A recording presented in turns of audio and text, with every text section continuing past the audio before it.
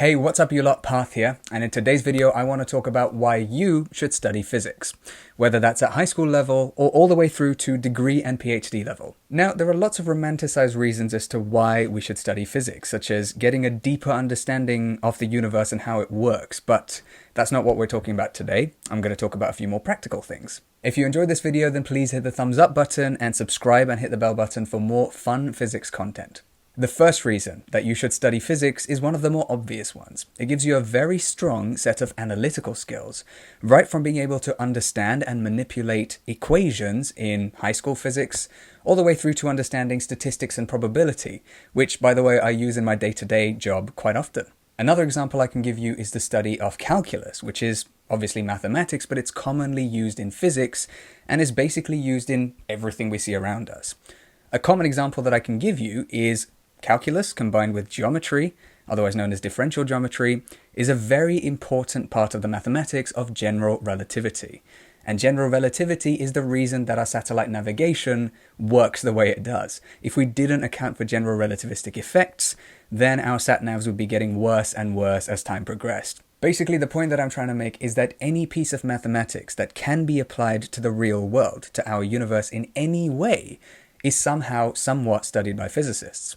Now at this point you might say to me, well Parth, why don't I just do a maths degree? I'll also get to learn the parts of mathematics that don't apply to the real world, the more abstract stuff.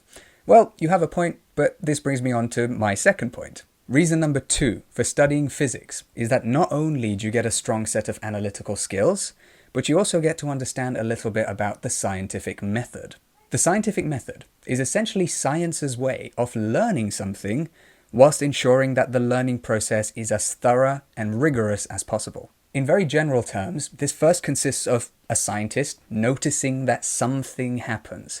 We often say that Newton noticed that the apple fell from the tree, or you could notice that a certain disease spreads more commonly when people are in close contact with each other. Anything, something that happens around us or within us even, a scientist notices that a phenomenon occurs. Then the scientist comes up with a hypothesis to try and explain why that phenomenon may be occurring. For example, Newton could have said that all of the air underneath the apple that fell to the ground disappeared, and so the apple had to take up the space that was left by the air, and so the apple fell to the ground. It doesn't have to be correct, it just has to be an educated guess, a hypothesis. The important bit is when the scientist comes up with an experiment to try and verify whether the hypothesis is or isn't a reasonable explanation. And importantly, this experiment must be repeatable and ideally free from any biases. Experimental results are the cornerstone of the scientific method. It doesn't matter how fancy or interesting your hypothesis is. If it disagrees with experimental results, and you've checked your experiment to make sure there was nothing dodgy going on there, then your hypothesis needs to either be modified or thrown out completely. As well as this, when you've conducted the experiment and you've written up your results, other scientists in your field also get to review the work that you've done. This process is known as peer review, and it adds another layer of rigor or thoroughness to the scientific method. This whole process, which I've described in very little detail, is the whole point of science. Experimentally tested, verifiable, repeatable hypotheses end up being theories. And note that the word theory is used slightly differently in scientific lingo than it is to everyday lingo. Theory in science means something that has a bunch of evidence that supports it, rather than just a hunch, which is what we call a hypothesis. Studying physics then not only gives you a good understanding of mathematics, but it also gives you a really good sense of the scientific method, whilst understanding the limitations of the scientific method, and at the same time probably understanding that it's one of the best tools, if not the best tool that we have for understanding the universe around us. If you study physics, you get to experience a little bit of each part of that process. You could be a theorist who comes up with hypotheses to try and explain why things happen using mathematics and a blackboard or a whiteboard. Or you could be an experimentalist, the person who actually verifies these hypotheses. You could even come up with your own hypotheses and conduct the experiment, so you could do a bit of both. And further down the line, you might even be one of the peer reviewers who gets to make sure that work done by other scientists isn't just trying to, push results because of any personal agendas they may have. But this knowledge about the scientific method actually comes in handy in day-to-day life as well. If somebody comes up to you and makes what you think are outrageous claims about, say, politics or public health and medicine, or even more artistic things, then you have the tools in your toolbox to be able to work out whether what they're saying is reasonable or not. Let me give you an example. I am a musician as well as a physics educator. You can check out my channel here. And in the electric guitar community, there's a big debate at the moment about whether or not the wood that makes up the body of your electric guitar makes a huge difference to the sound of the guitar. Some people say that the wood with which you make a guitar absolutely makes a huge difference, to the point that nothing can be done in order to make two electric guitars made out of two different types of wood sound the same. And some other people say that because an electric guitar works by the process of electromagnetic induction in the pickups, the type of wood doesn't make enough of a difference that you couldn't just tweak it by using some post-processing effects, which you'd put on an electric guitar sound in most cases anyway. Now, in this debate, if you want to take part in it, a knowledge of the scientific method would give you the tools necessary to be able to work out whose arguments are reasonable, whose arguments are unreasonable, and whose arguments can't yet be backed by experimental evidence because those experiments haven't been done yet. So it's not just useful for sciencey things, is the point I'm trying to make. Moving on to the third reason why you should study physics.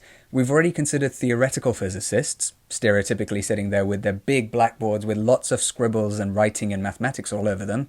And we've talked about experimental physicists as well, the people who perhaps are known for spending all day in the lab trying to fiddle with their experimental equipment until it finally works. But we haven't yet considered computational physicists. These are the computer programmers that, for example, create simulations of things that we don't yet have the time, money, or expertise to be able to test in real life. Now, obviously, they don't just sit there creating simulations all day, but this is one of the things that they do, and computational physics is becoming more and more important day by day. And it's gotten to the point where lots of physics degrees now teach you some programming as part of it. Now, you don't need me to tell you how beneficial it is to learn how to program, and you could also say to me that you could learn to program anywhere. And yes, you could. You don't need to do a physics degree for that. You could do a computer science degree, or you could just learn it online, as there are lots of courses for that. But the point that I'm trying to make is that the physics degree gives you a rounded set of skills, and also a set of scenarios to apply your knowledge to. I remember a friend of mine that was studying computational physics had to spend some time trying to simulate the motion of a planet around a star using classical physics, but also obviously applying his computational skills.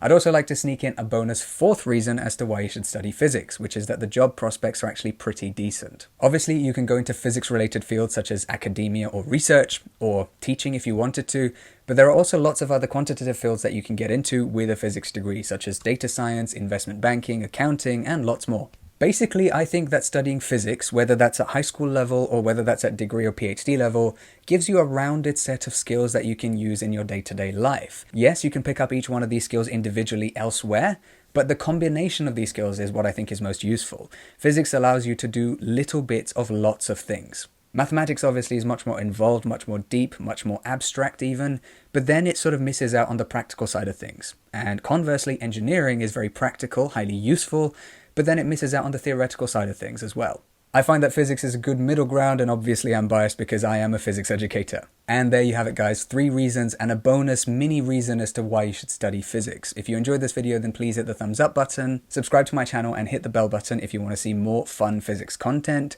I usually like to talk about advanced physics concepts in a way that hopefully cuts out the jargon and the maths. So if that sounds like your thing, then definitely subscribe. Let me know in the comments down below one skill that you've learned from physics that you've been able to apply in your day-to-day life. And also tell me if you want me to make a video about why you should not study physics. Ooh, controversial. Anyway, I'll see you really soon. Thanks for watching.